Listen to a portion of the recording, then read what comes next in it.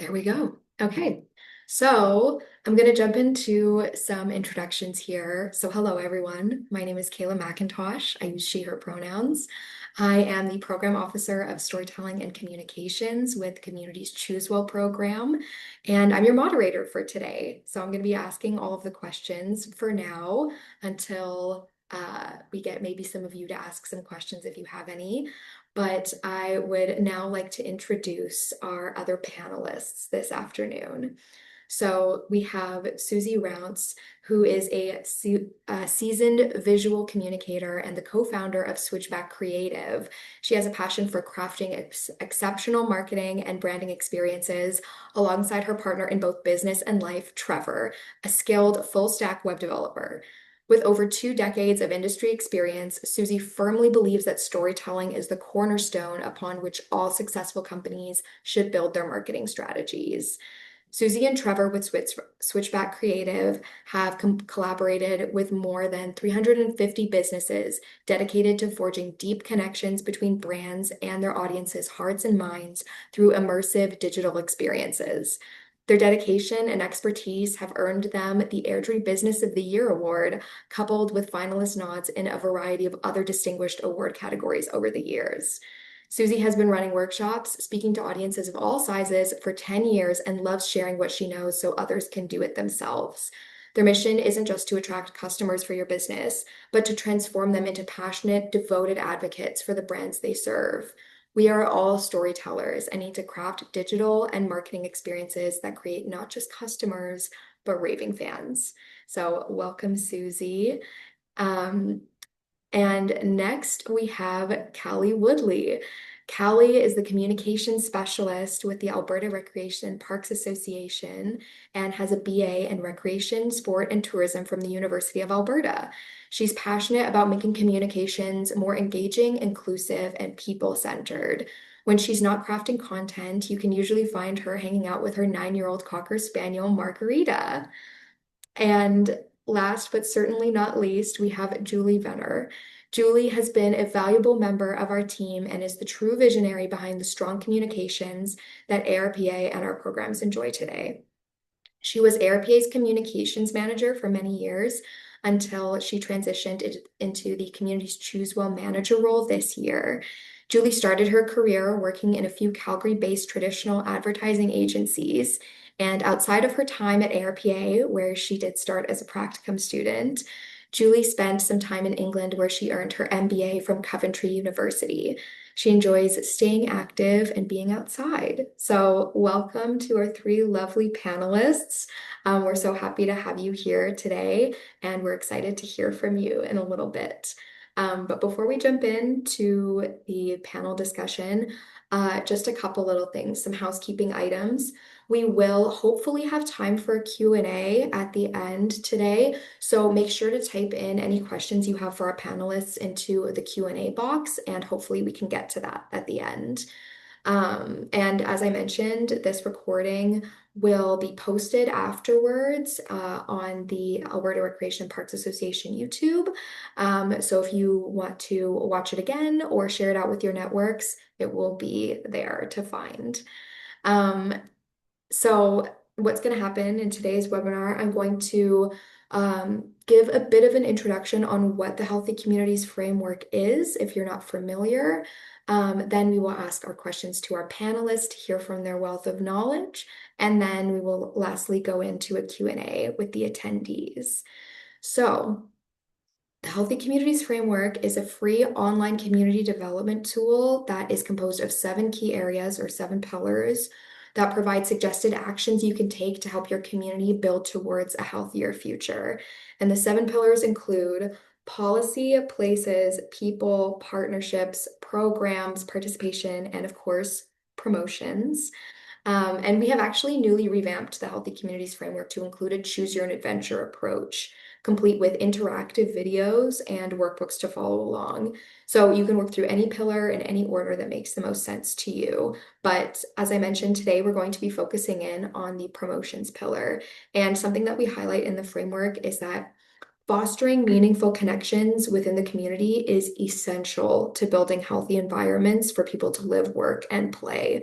So we create meaningful connections through conversation and effective communication.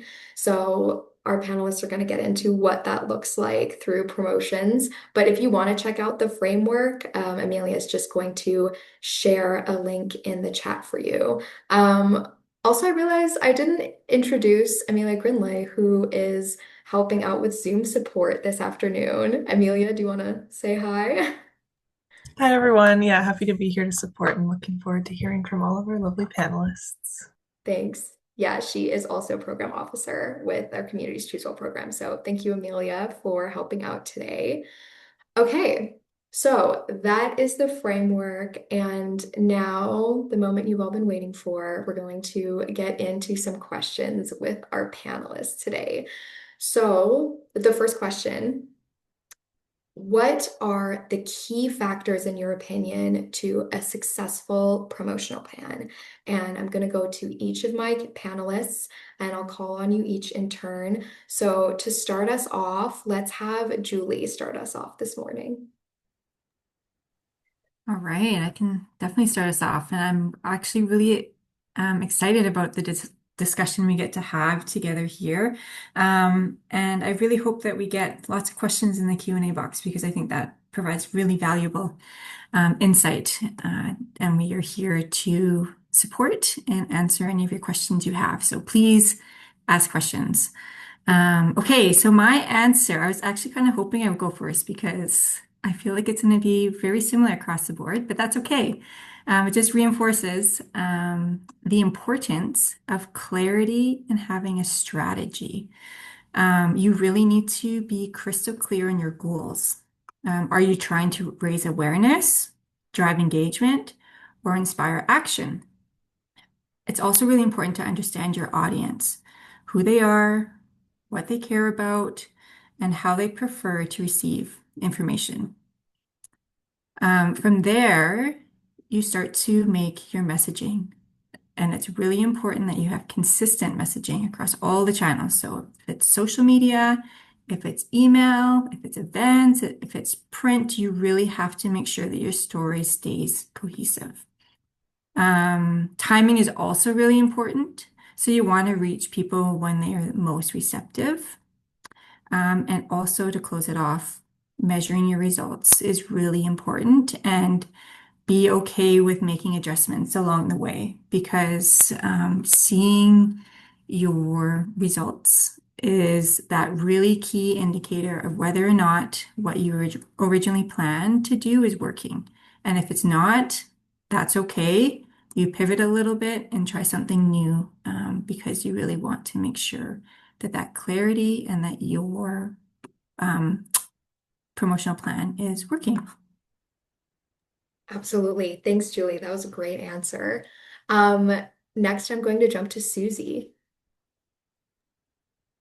Hi, everyone. Thank you so much for joining us and thank you for having me. But yeah, I agree with absolutely everything Julie said. Of course, definitely. That was my first thing I had listed was know your goal and your audience and know them really specifically. I think it's easy for people to say, especially kind of in your industry where really you want everyone to be healthy, to be active, to be making smart choices, but you need to really pick a specific segment kind of for each promotion of that and know, really deeply and specifically where they are, what they're doing, what they care about. And then kind of the only thing that I would add in thinking of what is this key, factors to success is making sure that you're telling them what you want them to do. Like, what's the action that you want them to actually take?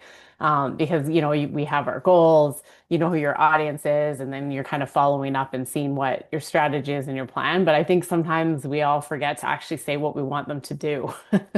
So being really specific about whether what steps or asking for the sale or telling them where to go, just what is that specific action that you want them to have with it? That's the only other thing I would maybe add. Yeah, definitely. The call to action is so huge and having that like really clear in your mind. I would very much agree with that. That's great. Okay, Callie, go ahead. Yeah, I think Julie's right. I think our answers for this are going to be very similar. And funny enough, Julie and I have worked or did work in communications together for quite a while. So she's kind of been my communications mentor. So a lot of the things that I have learned have been from her. I think the only thing, just not to reiterate too much of what everyone else has said, but we at ARPA, we have a communications brief that we use to help us in our promotions planning. So it makes sure that we hit all these key points. So, like Susie and Julie said, it outlines what our purpose of the project is that we're promoting, our objectives. So, what do we want it to achieve, target audience, and our key messaging, as well as all the deliverables that are going to go along with the project. So that's all your print items or your online items. I'd also second Susie's thing about the call to action. I think that's probably the most important piece is making sure people know what you're asking them to do. So when we write a lot of our key messaging, we kind of try and follow a what, why, and call to action formula. So what are you promoting? Why should your target audience care about it? And then having that call to action. So, what action do you want them to take after they read that? Yeah, absolutely. That's great. And outlining specifically kind of the importance of having that plan. And if you're the type of person that needs that organization, having the deliverables organized, having all of that organized so you make sure you're hitting the marks is really key. Thank you. Okay, now for these next couple of questions, I kind of made these questions with a panelist specifically in mind. So I'm going to ask that to that specific panelist, but afterwards I will open it up to the other panelists if there's anything else that they would like to add. So I'm going to start back with Callie again because if you didn't know, Callie, before she moved into her role as a communication specialist, she was working with our Community Compass program, which really focuses on increasing inclusivity, diversity, and equity, specifically in the recreation and park space, and focusing on employment, job seekers, and employers as well. So, with that background in mind, I would like to ask Callie, what are some accessibility and inclusion considerations when building a promotional plan? Thanks for the little ComCom plug or Community Compass plug. Yeah, this is a great question. I think I'll just start off by saying I'm not an expert by any means on accessibility and inclusion. So, a lot of the things that I'll mention are just what I've learned in a communications role and through my time with Community Compass. And it obviously isn't everything, and there's still so much to learn. I think one of the biggest things is including accessibility and inclusion from the beginning of your project. So it's not a checklist that you can go through after you've planned your event or your program and you've done your promotional plan. It should be from the beginning. So even from the beginning when you're planning your program and event, accessibility and inclusion should be kind of in mind, and then it just bleeds into your promotional plan. So it's something that's kind of always weaved in. Um, I think some of the things that we have done or have learned or really try and focus on is really thinking about our target audience, where they access information, because not everyone accesses it in the same place. So just putting something on Instagram is not always going to reach the same people that you would get if you did like a radio ad. So really thinking about your audience and where they access information. And then putting out your information in multiple formats. So again, not everyone accesses things in the same way. So we try and do a mix of either like videos or written content or audio. And then kind of rolling into that is we always put closed captions on our videos, obviously for accessibility, but most people actually watch videos without sound. So a lot of people, when they're scrolling Instagram Reels or TikTok, they don't have their sound on. So if you want your content to be understood and your message to be heard or seen, those closed captions kind of serve like a dual purpose. And I think I've got a few points, but maybe just one more thing so I'm not taking up all the time. But really keeping your messaging clear and simple. So it goes back to having your key messages outlined in your promotional plan. It helps to keep your promotions really clear, avoid a lot of technical terms, avoid acronyms when possible. and write in plain language so your audience is really sure what you're asking of them and really sure what you're trying to promote or what your project can help or do for them.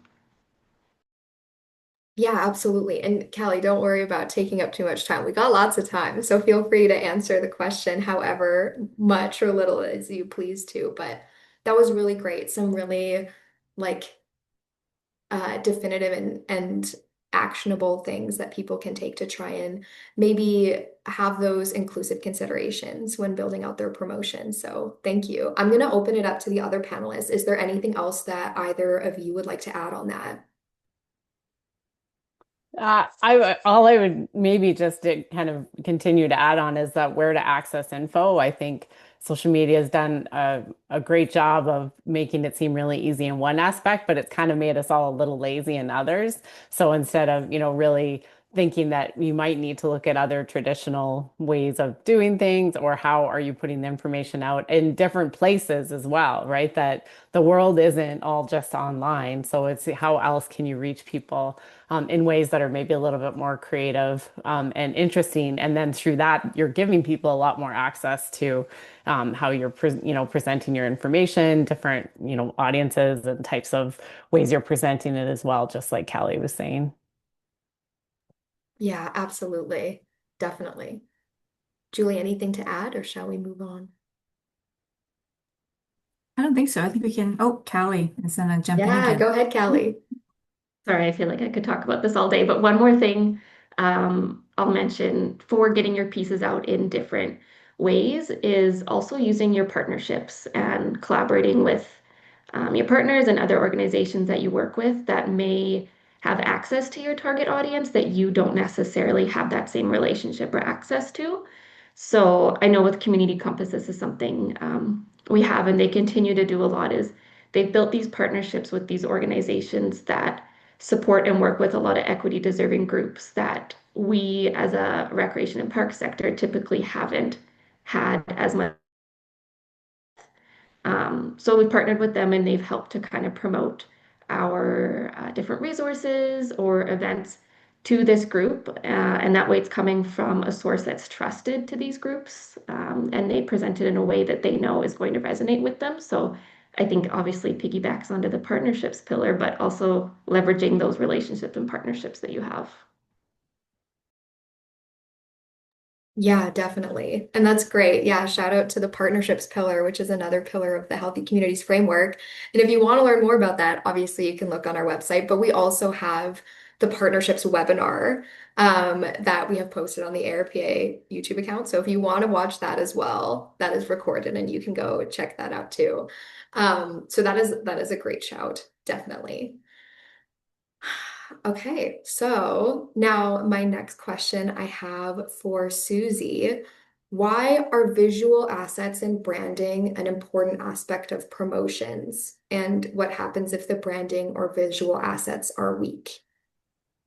Yeah, this is a good question. And everything's so tied together because the visuals don't really mean anything without the actual content or substance. And the substance doesn't mean anything if there aren't, decent visuals that kind of gain attention for it. So it is really trying to figure it all out cohesively and so that everything is all together. And like Julie said at the beginning, that consistency thing is huge. And especially if you have a specific promotion or feature that you're trying to, kind of get out there and highlight is that you really need to have those kind of key messages with kind of the visual aspect all really hashed out right from the get-go and having a set of them so that you're not just repeating, one image, one message over and over and over again. I'm sure you've all heard but I mean, people need to see things 7 to 10 times before they'll act on it.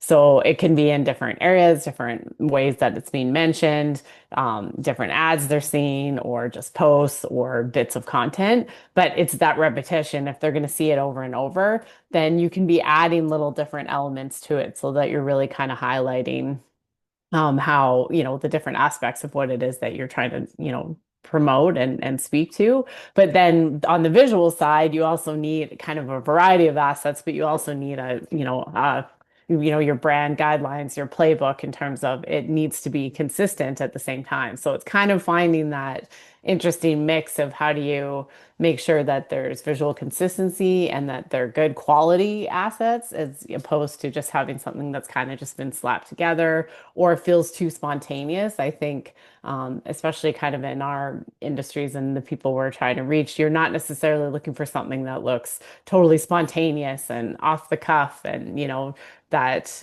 just spur of the moment thing. You're trying to position yourselves as the experts and the authority. So you need to really look professional and kind of come across as just really the expert in your field. Kind of if that makes sense. And I think the thing you're probably also seeing, this is kind of an aside, but as AI content seems to be a lot more everywhere, it's this really weird, uncanny valley of, people just starting to kind of use B-roll video and plug them into things, but you can tell they're not real people. It doesn't, you can tell it's not quite fits with your brand.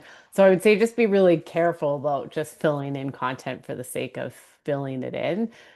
Do make sure it's aligned with your strategy, your messaging, your values of who you are, and try to, quality over quantity, I guess, if you kind of had to choose. Um, and then what happens if those are kind of weak, I guess? It kind of goes back to the authority thing, is it just doesn't set you up to be the same kind of expert authority that you could be if it looks like it was a little bit more thoughtfully considered and well put together, I guess. It's like that first impression, right? I mean, how we all present ourselves comes across different ways, and you want to kind of make sure that you're putting your best foot forward. Yeah, definitely. Thank you. And really interesting too that you brought up the use of like AI in promotions. I think that that is such an interesting consideration. And we're in this early stage of people not knowing what their, best practices and how to do it in a thoughtful and effective manner. And so those are really like good and relevant considerations to have. Yeah, so Yeah, it's tempting, I think, to just fill in a lot of gaps and things that are kind of more of a pain. Actually, having a photographer go out and take photos of your community, or actually have some good quality B-roll, or somebody design things. It can fill in some areas. There's certainly good uses for it and certain aspects, but I think it's just being a little bit more choosy than we might think otherwise. yeah, yeah, that's very true. Absolutely. Okay, I'm opening it up to the other two panelists. Is there anything either of you would like to add? I 100% agree with Susie, and I thought that was a really great response. I think what Susie is saying really reinforces the importance of having really strong brand standards and brand standards that everybody on your team is aware, more than aware, like is very studied with their brand standards so that you can have that reference point of, okay, as this design that I want to do, does it reflect um, the brand standards properly? And then, or if you're working with an ad agency, you give them your brand standards so they get an understanding of who you are. And I think it's really important from like, do you usually use images that are more illustrative versus more real? And so like just having like really those really small details included will provide a really great resource for people to kind of go back on. So, yeah. Absolutely. Brand standards are like the backbone that you can always fall back on. You can have some kind of like creative freedom and adding a little bit of difference between everything that you're doing in your promotions. But yeah, like you both mentioned, you need to have it be consistent with the like core of what is the brand standard. So definitely, I would very much agree with that. Callie, anything to add?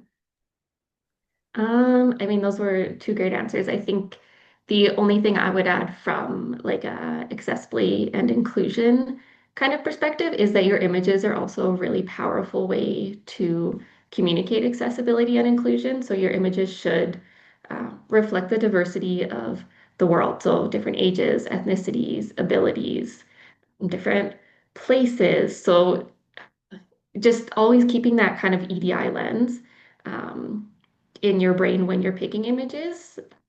People want to see themselves in your promotions that'll resonate more with them if it's a story or they can relate to it. And that part of that is the imagery and being able to see that, see yourself in that promotion and image. Absolutely. Yeah, definitely. And if anyone is thinking about they want like wanting to add some images into their promotions, but they want some open source options. I know I often use Unsplash, and I think Pixabay is another one. To our panelists, do you have any other recommendations for where people could find free images to use?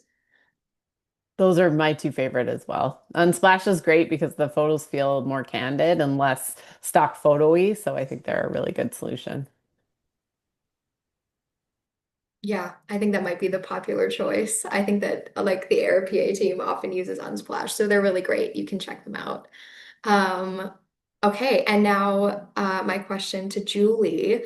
How do promotions come into play when communicating with current or prospective funders? So, putting this question to her as the program manager of Choose Well, you often have to communicate with funders. So, do you have any advice on that? Definitely. And this question is very timely because I am currently putting together a proposal. And so this is a great question for me right now. And it makes me think about my proposal and am I actually accomplishing the things I want? So this is great. But for me, having a marketing lens has really helped me with my proposal writing because I continue to ask myself the main questions, the why and the who. So, like, why should I be putting forward a specific idea? Who am I targeting?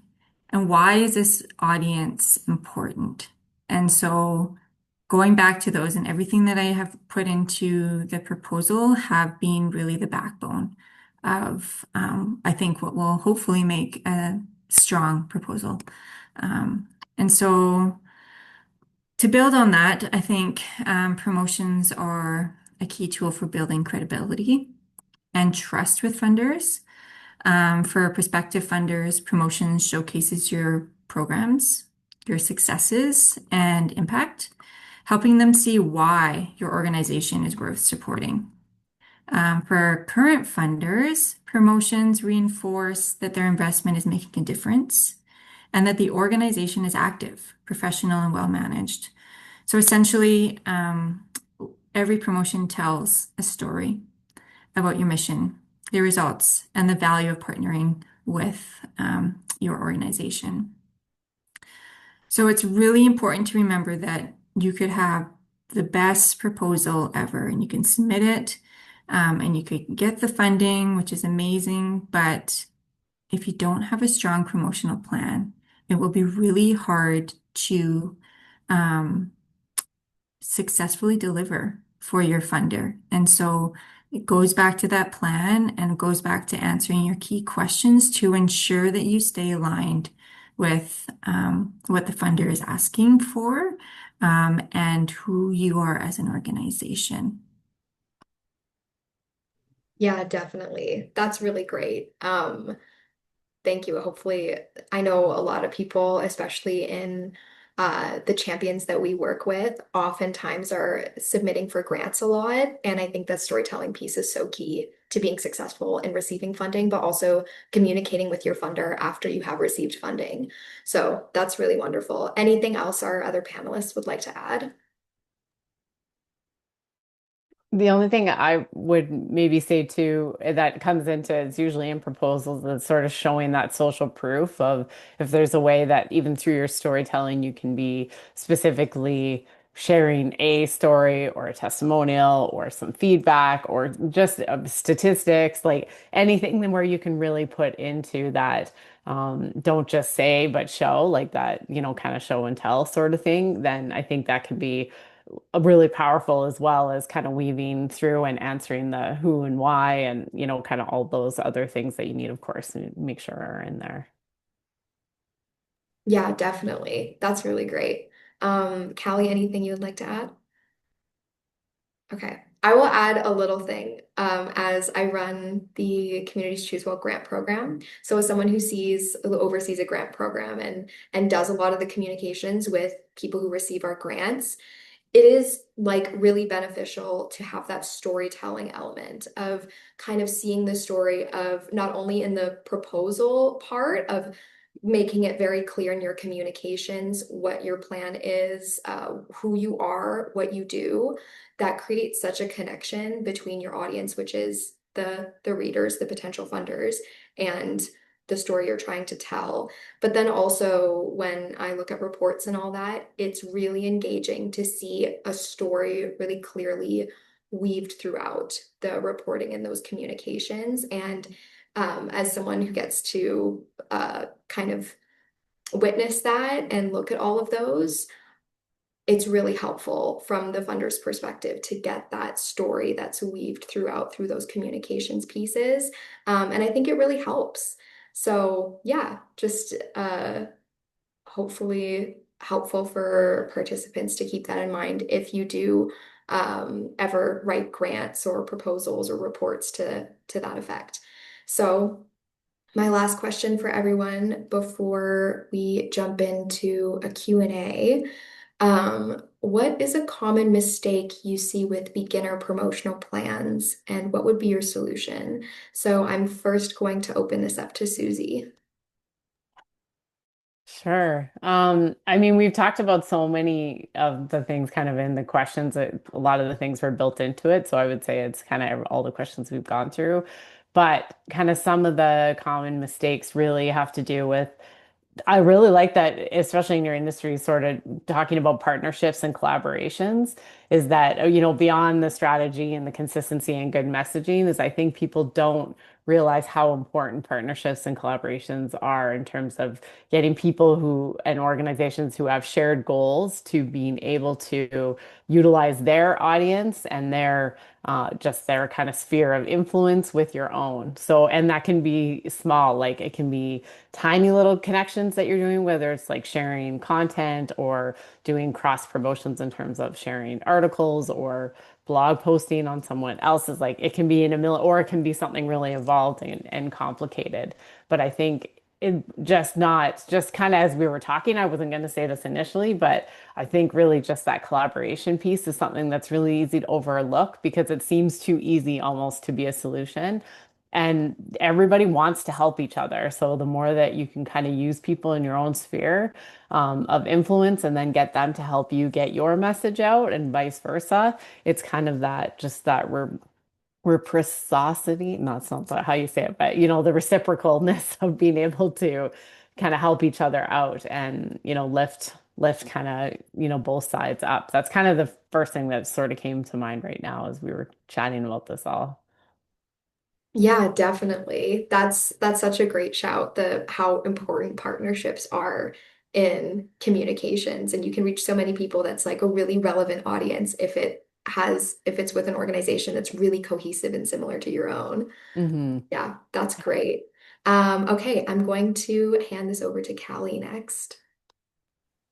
I love that answer from Susie. I think, yeah, partnerships and collaboration so important in like all aspects of the promotional plan. But I think the one thing that I thought of, and it's more so coming from experience and as I've learned being in like a communications role, one thing that we've done in the past is overcomplicate our messaging. So almost trying to say too much or give people all the information all at once, which in our brains maybe makes sense to just get it all out there, but it's not consumable for people and it's confusing when there's too much messaging, too many call to actions happening all in one communications piece. So I think what really helps with this is when you're doing your promotional plan, really outlining those maybe 2 to 3 key messages that you want to communicate to people in your plan and picking one message per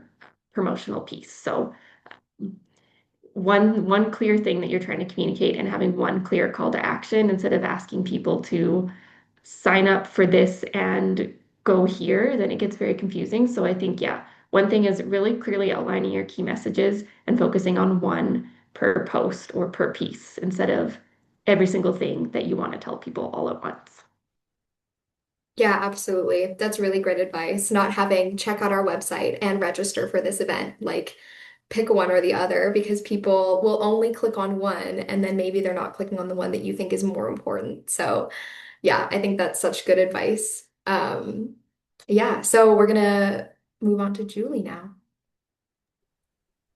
Yeah, I'm definitely going off script here too, because I think we have had some really great discussions above that kind of captured what I was going to say. But when Callie mentioned the the sheet, the promotional plan template that we have for the team, it made me remember. So when I was the communications manager, this sheet of paper can be it's very easy to underlook it. So you think that you have everything in your head or you know what you want to do, but it's not until you start writing it on that piece of paper where you really get to think about all of the important questions.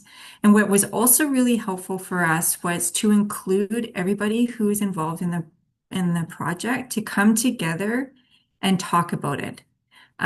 Because then you get to understand from like the program's perspective of what their goals were when they started to put this together and why they thought this was important and how they envisioned how the if it was the I don't know, an e-course or whatever it was, how they envisioned that people would gain access to it. So it's really important to have those discussions with everybody involved to really gain a full understanding of what ultimately people wanted to achieve with this specific project. And it was really interesting because it also challenged everybody to think differently. And so it's very valuable to not just keep your plan to yourself, but to really use it as a tool that brings together everyone involved in that project. And also one more thing is that I think what is also a missing link is that people don't use the data that they get from after or during their promotion or the advertising campaign or whatever what it is. So it's really important to look at that data and understand how your audience is engaging with your content. And if you have the opportunity, fine tune it throughout. And if not, then take that as a learning for your next promotion and really dig into that data because there's a lot of great information in there. It's time consuming, but it could really help you out in the end. Definitely. And you didn't know it, Julie, but that was like the perfect segue to our first Q&A question because that data piece is very much tied to our first question, which we have from Shepard. Thank you so much for putting that in the Q&A box. How do you recommend organizations evaluate whether their promotional strategies are actually reaching their intended audience? What indicators or tools can help us understand if there's a disconnect between what we're posting and what people are seeing? So I'm going to open this up to anyone who wants to jump in on that first.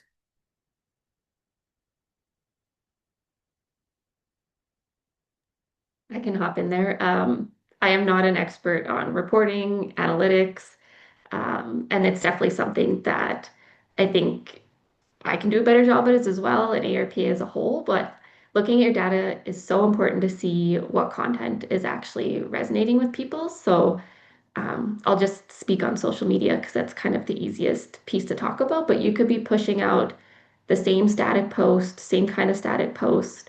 And if you don't look at that data and see if people are actually engaging with it, you can't improve your content. So things like Meta have a lot of built-in analytics where you can see like your reach, how people engage with your content, even breaks it down. You can see the demographics that your post has reached. So looking at those can kind of help you figure out if your content is reaching. Um, Also, if you're trying to figure out if this is for like an event or a program, or maybe it's an e-course, building in that feedback form at the end and asking people maybe how they heard about you or how they found this e-course or event can help you see what places your content is getting to and where people are actually following that call to action. Um, yeah, I think I'll add that and toss it over to Susie or Julie if they have anything else. Yeah, I think you kind of speak generally. It is a really tricky thing, and that is kind of the million-dollar question, right? There's like the famous quote that, some advertising person said that they know 50% of their marketing advertising works, they just don't know which 50%. And it's because there are so many different factors, right? And yeah, when it comes to social media things, it also really depends on what platforms you're posting on. When it comes to Facebook or Instagram, there's so much content. Like people are seeing tens of thousands of messages that impressions just aren't good enough anymore, I don't think. Whereas if you're posting on LinkedIn, because there's far less people inputting content, your chance of people seeing it, engaging with it are a lot higher. So I kind of am always of the quality over quantity, like I said before, is that if you're getting good engagements, but maybe fewer than you initially thought, that that's still a better solution than, having tens of thousands of impressions, but nobody doing anything with that information. And the thing I have noticed too, that so oftentimes people, whenever people ask where they heard about you, almost everyone ends up saying word of mouth, unless they happen to say something specific. But word of mouth, in my opinion, just means that you're telling that story, is that they've seen you in lots of places, they're not really sure where, and they heard you from someone else. So someone else is saying. So I think people often funnel everything into that bucket. So kind of it goes back to that call to action and trying to get people to act in a specific way is if you're sending them or telling them to do a specific thing, kind of the best way to measure is are they doing that thing? And it doesn't have to be sign up for the event. It can be get our free download, go to this specific page, give us your question or comment, shout out here. Like it's a specific action you're asking them to take that's not just sign up for the course, buy the thing, or it's giving them something a little more different and varied so that you can take all those data points and kind of combine them. But it is a really tricky thing, and I don't think anyone really has an easy way to master it. You're just kind of picking and choosing what analytics work best for you and your organization. Yeah, definitely. Julie, anything to add? I don't think so. I think Callie and Susie summed it up really well. I think also websites usually have analytics built behind it too. So that's another way that you can see if people are doing that call to action. So are they coming to your website and viewing your resource? You can see the higher viewership on certain pieces on the website. So you can kind of close the loop on that based on wherever that resource is. But that would be kind of my only addition. It is a big beast, but as you get more familiar with how to actually analyze the data, it does become a lot easier. So I think I would just encourage people to just start, look at the meta analytics, the back end of your website, and just kind of start poking around and seeing what you're noticing, and fine tune it a little bit, and then see what happens after you fine tune it. And then yeah, it gets a lot easier to analyze.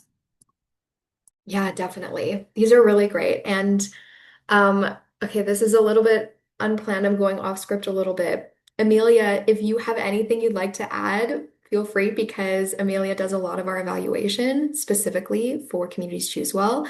So if you have any insight into the evaluation piece specifically, feel free to jump in. I agree with what was already said. Nothing else super specific for me, I think, about the evaluation piece that I can think of right now, but I will let you know if I do think of anything. And there was another question put in the Q&A box, so you can move on to that one if you'd like. Yeah, thank you. I know I'm putting you on this spot a little bit, but yeah, let us know if you have any thoughts you want to add. But yeah, moving on to our next question from the Q&A. Someone wrote, I feel like a big challenge is standing out in a sea of information, particularly in places like social media.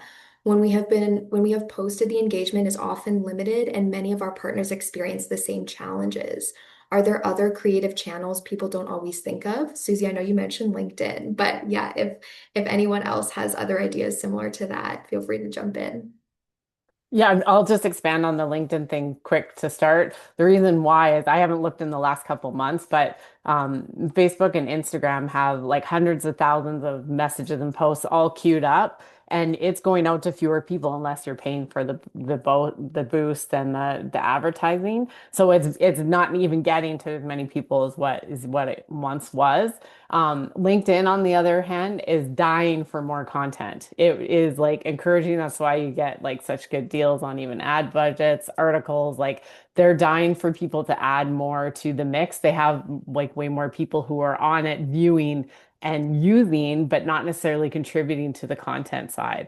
So your content goes so much further to actually getting eyes on it than it does in any other social media platform that I know of right now. Threads actually was the same too, though now they're just kind of duplicating everything. But when Threads first started, they were really desperate for content too, so they were making it really easy to see. That's really interesting and really unique insight. I have not heard that before. So that is really interesting and new things that I'm learning. Yeah, anything else from our other panelists to add on to that? I'll just put another plug in for LinkedIn. I think LinkedIn is an underused platform. It's actually really great, especially for organizations, because people go to LinkedIn for real news, for real updates. And so it's viewed as um, yeah, a place for real information as opposed to LinkedIn or as opposed to Facebook or Instagram or whatnot, where you can kind of get those quick hits of information. LinkedIn is where you can really show your expertise as an organization, and it encourages conversation, which I think really can set you apart from other organizations because you're really able to show your expertise in your area. But it does make like if you do use LinkedIn, it will challenge you to kind of rethink how you want to present the information because it's not um, graphic heavy necessarily or whatnot. So it does kind of change how you communicate to your audience. So that I think that is one important thing is you really is more written than some of the other platforms. Yeah, definitely. That's a really good shout. Who knew LinkedIn would be like the best social media platform to be posting on? But that's really interesting. Callie, anything to add? I think those are great answers. And I would hop on the LinkedIn train. They have some really great features to similar, I guess, to Facebook. Like you can create an event in LinkedIn. So let's say you're hosting, you can create an event page in LinkedIn, and that's just another way that you can kind of get the word out to people. So you can invite people that you're connected with on your organization's page directly to that event. So it's just a different way of kind of getting the word out there versus posting a graphic and saying this event is happening, register here.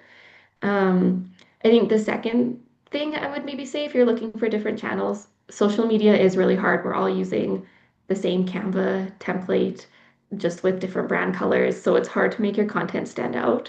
I think one of the things we've learned is real people in our content really helps. So actually showing our team or yeah, real people. We found carousel posts seem to do a little bit better than just like one static graphic. And then we also use our newsletters a lot to communicate to our members in our audience who might not necessarily be on social media and seeing our posts on Instagram and Facebook.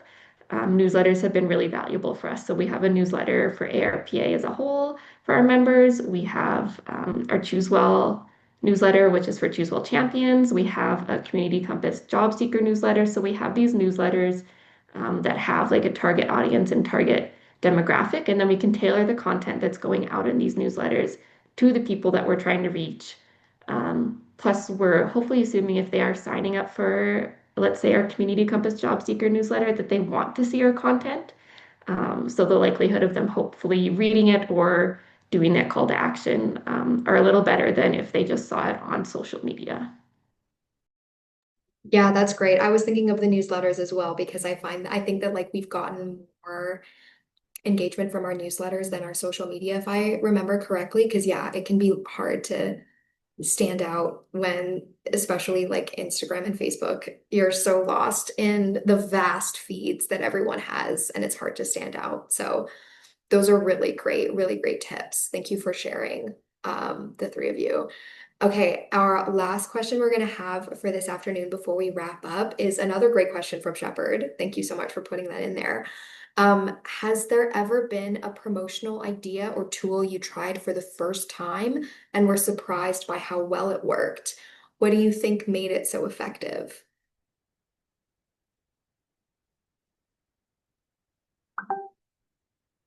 That's a good question. I'm just trying to think about it. It's a good head scratcher. And Callie's gonna have to help me with my memory, but the video that we did for Spark, the advocacy video. So we, Kelly and I put together a video that really represented recreation and parks within Alberta. Um, and I was quite simple. We put it together in-house, just her and I finding our clips on Canva and wherever else that we could find them. And our engagement was, correct me if I'm wrong, Kelly, but I think it was our highest engaged video that ARPA has put together. So it was quite surprising, but I think what made it successful is that we really represented the importance of recreation and people can relate to it. And so they kind of saw themselves and appreciated what recreation and parks does for communities. So I think that connection piece to our audience and to Albertans was really important, and we seem to have gotten it by surprise. Yeah, I'll piggyback on that. The video is on our Instagram if anyone wants to watch it. But I think another key piece of the success of that video was once it was posted, we had identified kind of a list of partners, um, again, that we thought would have access to the target audiences that we were trying to reach. So we, I guess, DM'd or direct messages or messaged these videos to these other organizations or micro influencers that we had kind of identified that could share it and would have the audience that would need or want to see it. Um, and yeah, that I think that's also why it got such good engagement. We were able to kind of spread out our reach by again leveraging those partnerships and collaborating with people that had built the relationship with our target audience that we might not have had already. I forgot about that piece. Yes, that was definitely key. So having a strong story and that partnership piece is really shone and yeah, it was really important for that element. That's a great example. I love that. Then that actually did make me think of something too, is that often the things that we find for clients, and I'll even give you an example of how it worked for us as a business, is people sharing the stories kind of behind the story, right? So whether it's like the people behind it sharing their origin story of, if it's a business owner, how they kind of came to create their business and the nitty-gritty of how they ended up there, along with, if it's for an organization, really just the people behind it and what motivates them to be there, how they came to be in that industry, why they believe in that organization.